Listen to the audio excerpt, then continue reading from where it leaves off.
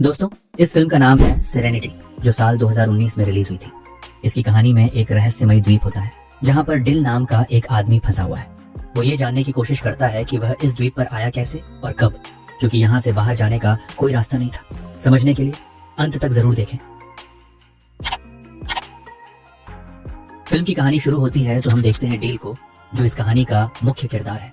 Dill के पास एक boat है और उसे मछली पकड़ने का बहुत शौक है। डिल प्लाईमाउथ नामक एक द्वीप पर रहता है। पैसा कमाने के लिए अक्सर वह कुछ टूरिस्ट को मछली पकड़ने के लिए लेकर जाता। डिल उनके लिए रॉड सेट करता और टूरिस्ट खुद मछली पकड़ते, जिससे उन्हें बहुत खुशी होती थी। इसके बदले में डिल को कुछ पैसे मिलते थे। आज भी डिल और उसका साथी दो टूरिस्ट के साथ हैं जिन्होंने मछली पकड़ने के लिए पैसे दिए थे। लेकिन आज कुछ अलग होता है। जब मछली पास आई तो डिल अपने क्लाइंट को रॉड देने से इनकार कर देता है। असल में डिल काफी समय से एक खास मछली को पकड़ने में लगा था और आज शायद वो मछली उसके हाथ आ जाती। रॉड न देने पर वो टूरिस्ट गुस्सा हो जाते हैं, मगर डिल उन्हें चाकू दिखाकर चुप कर देता है। बदकिस्मती से इतनी कोशिशों के बावजूद वो टूना मछली उसके हाथ नहीं आती। अब उन्हें इन टूरिस्ट को पैसे भी वापस देने थे। हालांकि डिल के लिए ये कोई बड़ी बात नहीं थी, लेकिन ड्यूक बहुत निराश था क्योंकि उसे अपनी पोती की यूनिवर्सिटी की फीस भरनी थी। डिल उससे वादा करता है कि वह उसे पैसे दे देगा। इसके बाद वह अपनी दोस्त डायना से मिलने गया। डायना उसे कुछ पैसे देती है जब वह उसके साथ समय बिताता है। डिल उससे उसके बेटे के बारे में पूछता है। उसे भी बोट्स और फिशिंग का बहुत शौक था। दरअसल डील चाहता था कि वह ड्यूक को जाने दे ताकि वह किसी ऐसी जगह काम कर सके जहां उसे अच्छे पैसे मिले। इसके बाद वह एक बार में जाता है। बारटेंडर से बातचीत के दौरान हमें पता चलता है कि यहाँ के लोगों को एक दूसरे के बारे में छोटी से छोटी बात भी पता होती है। अब ऐसा क्यों है ये हम आगे जानेंगे। बारटेंडर कहता है कि तुमने 4 बार उस मछली को पकड़ने की कोशिश की है, तुम्हें उसे कोई नाम देना चाहिए। तो डील कहता है कि उसका नाम जस्टिस है। रात में वह ड्यूक को पैसे देने गया और बताता है कि कल हम दोबारा समुद्र में जाएंगे। ड्यूक पूछता है कि हमारे साथ कितने क्लाइंट्स जा रहे हैं, तो डील बताता है कि हम अकेले जाएंगे क्योंकि वह किसी भी हालत में उस मछली को पकड़ना चाहता था। ड्यूक को उसका फैसला सही नहीं लगता क्योंकि इसमें उनके पैसे लग रहे थे। रात को डील जब अपने घर में था तो उसे अपने बेटे की याद आती है, जो तलाक के बाद अब उसकी पत्नी के पास है। उसे भी अपने पिता की तरह फिशिंग का बहुत शौक था। अगले दिन वह ड्यूक के साथ बोट लेकर समुद्र में गया। पूरा दिन इंतजार करने के बावजूद भी उन्हें वो मछली नहीं मिल सकी, जिससे डील बहुत निराश था। वापस आने पर वो ड्यूक से कहता है कि तुम मेरे लिए बैड लक हो। जब से तुम्हारी पत्नी मरी है तब से तुम्हारी किस्मत ही खराब है। ये सुनकर ड्यूक को बहुत बुरा लगता है और वो गुस्से में अपना सामान लेकर वहां से चला जाता। लेकिन दरअसल डील ने ये जानबूझकर किया था ताकि ड्यूक कहीं और काम ढूंढ ले। रात में बार आने पर बारटेंडर उसे समझाता है कि वो उस मछली को पकड़ने की जिद छोड़ दे, लेकिन डील उसकी बात नहीं सुनता। तभी उससे मिलने वहां कैरिन आती है, जो दरअसल डील की एक्स वाइफ है। डील जानता था कि वो यहाँ किसी मकसद से आई है। अपनी बोट पर ले जाने के बाद वो उससे पूछता है, तुम्हें मुझसे क्या चाहिए। उनकी बातों से हमें पता चलता है कि डिल पहले आर्मी में था, किसी कारण उसने वो नौकरी छोड़ दी। कैरिन कहती है कि तुम ठीक थे और मैं गलत। दरअसल डील से तलाक लेने के बाद कैरिन ने फ्रैंक से शादी कर ली थी। फ्रैंक एक अमीर इंसान था मगर अच्छा इंसान नहीं था। वो कैरिन को मारता और हमेशा उस पर नजर रखता। उसका पागलपन और भी बढ़ गया है। डिल उससे अपने बेटे पैट्रिक के बारे में पूछता है तो कैरिन रोने लगती है। वो कहती है कि पैट्रिक हमेशा सहमा हुआ अपने कमरे में रहता है। उसे ये सब सुनना न पड़े इसलिए वो पूरा दिन कंप्यूटर पर गेम्स खेलता है। उसके टीचर्स का कहना है कि वह बहुत होशियार है, लेकिन अब वह बहुत चुप रहता है। डील कहता है कि तुम उससे तलाक ले लो, तो कैरिन कहती है मैं ऐसा नहीं कर सकती, वो मुझे मार देगा, और इसीलिए वो यहाँ आई थी। दरअसल वह चाहती थी कि वो और डिल मिलकर फ्रैंक को मार दे। वो उसे मछली पकड़ने के बहाने बोट पर लाएगी और इस काम के लिए वह उसे $10 मिलियन देने के लिए भी तैयार थी। लेकिन डील इस पर मना कर देता है क्योंकि वह किसी को मारना नहीं चाहता था। कैरिन के जाने के बाद एक सूट पहने आदमी डील को ढूंढते हुए आता है। दरअसल वो कई दिनों से डील पर नजर रख रहा था मगर वो डील से मिल नहीं पाता। अगली सुबह जब डील समुद्र में नहाने गया तो उसे अपने बेटे की आवाज सुनाई दी और एक पल के लिए उसे उसका चेहरा भी दिखाई दिया। इस बीच हमें फ्रैंक और कैरिन के चिल्लाने की आवाजें सुनाई देती हैं। हम पैट्रिक को देखते हैं जो अपने कमरे में था, यानी इन बाप बेटे के बीच कुछ तो कनेक्शन है। खैर, उधर कैरिन का पति फ्रैंक होटल पहुंच गया था जहां कैरिन रुकी थी। उसे देखकर कैरिन घबरा जाती है क्योंकि वो 2 दिन बाद आने वाला था। आते ही वो कैरिन को टॉर्चर करता है। अगले दिन डिल एक लोकल शॉप से फिशिंग का सामान लेने गया। तब वहां काम करने वाली औरत उसे बताती है कि लोग फ्रैंक को लेकर चर्चा कर रहे हैं कि वो 1 घंटे तक अपनी पत्नी को बेल्ट से मारता रहा और कैरिन के मुंह से आवाज तक नहीं निकली। डिल इस बारे में बात किए बिना वहां से चला गया। बोट के पास आने पर उसने देखा कि फ्रैंक कैरिन के साथ उसका इंतजार कर रहा था। फ्रैंक कहता है मेरी पत्नी ने बताया कि तुम हमें फिशिंग पर नहीं ले जाओगे। डिल कहता है मैंने कुछ नियमों का उल्लंघन किया है, इसलिए मैं किसी को अकेले बोट पर नहीं ले जा सकता। फ्रैंक कहता है इस छोटे से आइलैंड पर कानून पैसों के आगे हार जाता है, तो तुम इस बात की फिक्र मत करो। लेकिन डील फिर भी इसके लिए नहीं मानता। तब फ्रैंक कहता है हर आदमी की कोई कीमत होती है, मैं कल यहाँ आऊंगा और तुम मुझे फिशिंग पर ले जाओगे। इसके बाद वह वहां से जाने लगता है। इस बीच वही अनजान आदमी डील को ढूंढते हुए उसके पास आता है। लेकिन इस बार भी डील उसकी बात सुने बिना वहां से निकल जाता है।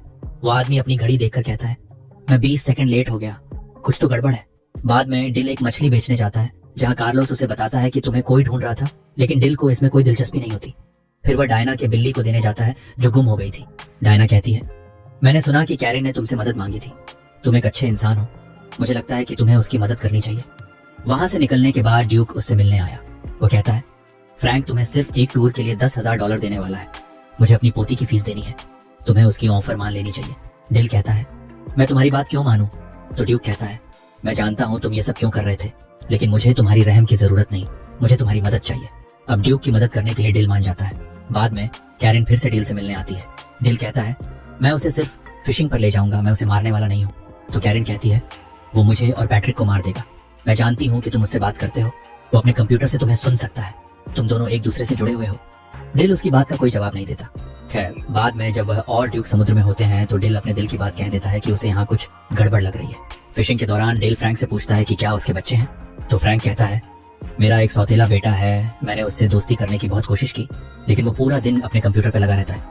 उसके मैथ्स टीचर कहते हैं कि वो जीनियस है, लेकिन वो पूरा दिन एक बेकार से गेम में लगा रहता है जिसमें एक आदमी पूरा दिन फिशिंग करता है, वो मुझे पसंद नहीं करता। डिल पूछता है, वो तुमसे इतनी नफरत क्यों करता है? तो फ्रैंक कहता है, मैं नहीं जानता, लेकिन एक दिन मैं उसे ही मार दूंगा। ये सुनकर डिल को गुस्सा आ जाता है, लेकिन इससे पहले कि वो कुछ करता, उनके हुक में एक बहुत बड़ी शार्क फंस जाती है और वो लोग उसे पकड़ने में लग गए। खैर, वापस आने के बाद डिल कहता है कि कल हम दोबारा से जाएंगे। कैरेन को मौका मिल जाता है बात करने का, इसलिए वो डिल को फिर से ऑफर करती है कि वह फ्रैंक को मार दे।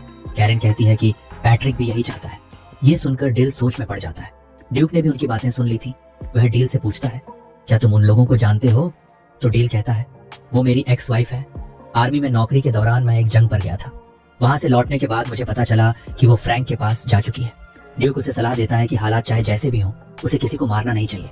रात को डील कैरेन से मिला और अब वह इस बात के लिए राजी हुआ कि वह फ्रैंक को मारेगा, उसे बस पैसे चाहिए। वह ये सब प्यार व्यार के लिए नहीं कर रहा।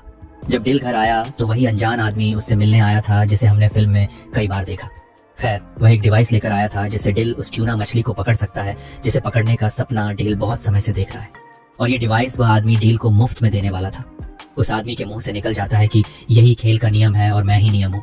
ये सुनकर डिल को अजीब लगता है और उस आदमी पर शक भी होता है, इसलिए वह उसे धमकाता है और पूछता है कि बता तुम कौन हो।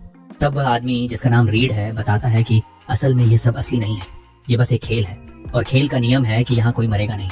तुम एक कैरेक्टर हो और तुम्हें उस ट्यूना मछली को पकड़ना है। डील को उसकी बातों पर विश्वास तो नहीं होता, मगर इस जगह को लेकर उसे हमेशा शक रहता था। उसे याद ही नहीं था कि वह कब यहाँ आया और कितने समय से यहाँ है। वैसे यहाँ दर्शक ये जान जाते हैं कि ये खेल शायद उसके बेटे ने ही डिजाइन किया है, मगर क्यों और किस लिए? रीड का कहना था कि पिछले कुछ दिनों से गेम में गड़बड़ है, यानी जिसने ये गेम बनाया है शायद वह चाहता है कि अब तुम उस आदमी फ्रैंक को मारो, मगर मेरे नियमों के मुताबिक इस द्वीप पर किसी को भी मारना मना है। इसलिए मैं तुम्हें नियम बताने आया हूँ और मुझे खुद भी नहीं पता कि जिसने ये गेम बनाया है वह नियम क्यों बदल रहा है। डील को उसकी बात बकवास लगती है। अगली सुबह डील ने महसूस किया कि वह अलार्म से पहले उठ नहीं पाता, जो इस बात की ओर इशारा करता है कि शायद सच में वह किसी गेम में है। हर जगह उसे बस एक ही बात सुनने को मिल रही थी, जाओ और उस मछली को पकड़ो। डील याद करने की कोशिश करता है कि आखिर वह इस द्वीप पर आया क्यों और कब, मगर उसे अपने दिमाग में ऐसी कोई भी याद नहीं मिलती। वह अपनी गाड़ी में बैठकर काफी आगे निकल जाता है और अब उसे महसूस होने लगता है कि यह सब सच नहीं है। वह खुद से बातें कर रहा था। तभी उससे मिलने डायना का बेटा सैमसन आता है। वह कहता है, आपको किसी की जरूरत थी, क्या मैं आपके साथ काम कर सकता हूँ? इस पर डील हंसने लगता है और कहता है, जब मैंने तुम्हें इस गेम से मांगा था तब तुम मुझे नहीं मिले और अब ये गेम मुझे सब कुछ दे रहा है। डील वहां से चला गया। अपना शक दूर करने के लिए वह स्टोर के मालिक से कुछ सवाल पूछने लगा, मगर वह हमेशा बात को बदल देता है। फिर डील फोन करके ये पता करने की कोशिश करता है कि रीड असली है या नहीं। उसे जवाब मिला कि रीड असली है। सबसे तंग आकर डील बार में गया ताकि वह ड्रिंक कर सके, लेकिन बारटेंडर भी उसे वही बात कहता है। वह कहता है, क्या आज तुम फिशिंग करने नहीं जा रहे? तुम्हें काम पर जाना चाहिए, टूरिस्ट्स को मत लेकर जाना, वे हमेशा तंग करते हैं। यानी गेम के नियम उसे फ्रैंक को न मारने के लिए कह रहे थे, लेकिन पैट्रिक के दिमाग में कुछ और ही चल रहा था। दूसरी तरफ दिखाया जाता है कि जब कैरेन की आंख खुली तो उसने फ्रैंक को बाथरूम में घायल पाया। पिछली रात 6 लोगों ने उसे मारा था। दरअसल ये काम ड्यूक का था। उसने ही फ्रैंक को मारने के लिए कुछ लोगों को पैसे दिए थे ताकि वह आज बोट पर ना आ सके। ड्यूक डील से कहता है, मैंने तुम्हारे लिए जो सही लगा मैंने वही किया। इस बात से डील को बहुत गुस्सा आता है। जख्मी होने के बावजूद कैरेन फ्रैंक को मना लेती है कि वह फिशिंग पर जाए। डील समुद्र के किनारे निराश बैठा था। तभी रीड उसके पास आता है। डील कहता है, मुझे कुछ भी समझ नहीं आ रहा कि मैं यहाँ क्यों हूँ मेरी जिंदगी का मकसद क्या है? क्या मैं पागल हो चुका हूँ? रीड कहता है, इस बारे में तो मैं भी कुछ नहीं जानता, लेकिन मैं ये जानता हूँ कि यहाँ हो क्या रहा है। हम सब किसी का सपना है और हमारे बारे में सिर्फ वही जानता है जिसने हमें बनाया है, और शायद तुम जानते हो कि वो कौन है। तो डील कहता है, हाँ, वो एक छोटा बच्चा है जो एक अंधेरे कमरे में बैठकर हमें देख रहा है। उसका सौतेला बाप उसकी माँ को मारता रहता है। शायद इसी वजह से उसने ये गेम बनाया है, इस उम्मीद में कि शायद एक दिन वह अपने असली पिता को वापस ला सके और अपने सौतेले बाप को सबक सिखा सके। वो चाहता है कि मैं उसे इंसाफ दिलाऊं, इसीलिए मैं आज फ्रैंक को मारूंगा, चाहे कुछ भी हो जाए। इस पर रीड कहता है, अगर तुम यही चाहते हो तो मैं गेम के नियम तोड़ दूंगा। अगर हमारा निर्माता यही चाहता है तो तुम्हें ऐसा ही करना चाहिए। कैरेन फ्रैंक को बोट पर ले आती है। इस पर डिल भागकर अपनी बोट की तरफ जाता है। दरअसल पैट्रिक ने एक ऐसा गेम बनाया था जिसमें वह अपने पिता के साथ समय बिता सके, लेकिन जैसे जैसे उसके सौतेले बाप का टॉर्चर बढ़ता गया, पैट्रिक के दिल में उसे मारने की आग भी बढ़ती गई। पैट्रिक बस यही चाहता था कि उसे कोई संकेत मिले कि फ्रैंक को मारना गलत नहीं है, इसलिए उसने गेम में डील को सोचने की इजाजत दी ताकि डिल अपने दिल की सुने, और जो भी उसका फैसला हो पैट्रिक भी वही करेगा। यही वजह थी कि गेम उसे बार बार याद दिला रहा था कि उसे बस मछली को पकड़ना है, लेकिन डिल की सोच बदलने लगी थी। खैर, डिल बोट के पास पहुंचता है जहां फ्रैंक और कैरेन पहले से ही मौजूद थे। डिल फ्रैंक को समुद्र में ले जाता है। फ्रैंक की हालत पहले से ही बहुत खराब थी और कैरेन ने उसे नशे में भी रखा था। तभी उन्हें पता चलता है कि बोट पर सैमसन भी है जो उनके प्लान को बिगाड़ सकता था। लेकिन अंत में जब डिल ने रॉड फ्रैंक के हाथ में थमा दी तो शार्क उसे समुद्र में खींच लेती है और उसका अंत हो जाता है। असल दुनिया में पैट्रिक यानी डील का बेटा अपने सौतेले पिता फ्रैंक को सच में मार देता है, और हम समझ पाते हैं कि डील की असली लड़ाई तो मौत के साथ ही खत्म हो चुकी थी। गेम में जो है वो तो बस पैट्रिक के ख्याल है। खैर, इस कत्ल के बाद पैट्रिक को मानसिक अस्पताल में रखा जाता है। गेम में हम देखते हैं कि कैरेन डील को अलविदा कहती है, लेकिन डील में उसने पैट्रिक को अपनाने की शर्त रखी थी। डील जानता था कि वह बस एक गेम है। तब कैरेन रोते हुए कहती है, कभी ना कभी तुम मुझसे जरूर मिलोगे। तभी कैरेन वहां से गायब हो जाती है और डील के पास एक फोन पर कॉल आता है। कॉल की दूसरी तरफ पैट्रिक था। उसकी आवाज सुनकर डील भावुक हो जाता है। पैट्रिक कहता है, मैंने कुछ बहुत गलत किया है। तो डील उसे समझाता है, तुमने जो भी किया अच्छे के लिए किया। पैट्रिक कहता है, मैं मेरी गेम में कुछ बदलाव करूंगा ताकि मैं तुमसे मिल सकूं। डील बहुत खुश हो जाता है और कहता है, मैं तुम्हारा इंतजार करूंगा। कॉल कटने के बाद डील देखता है कि वहां सब कुछ बदल रहा है, और अगले ही पल हम देखते हैं कि पैट्रिक भी गेम में है। वह डील से मिलने के लिए बोट की तरफ भाग रहा है। उसे देखकर डील बहुत खुश होता है। दोनों एक दूसरे को गले लगाते हैं। गेम में ही सही, लेकिन पैट्रिक अपने पिता के साथ था। और यहीं पर फिल्म का अंत होता है। दोस्तों, इस कहानी में बाप बेटे के बीच प्यार को दिखाया गया है। एक पिता की कमी उन्हें ज्यादा महसूस होती है जिनके पिता इस दुनिया से जा चुके हैं। उम्मीद करते हैं हमारी वीडियो आपको पसंद आई होगी। मिलेंगे किसी और कहानी।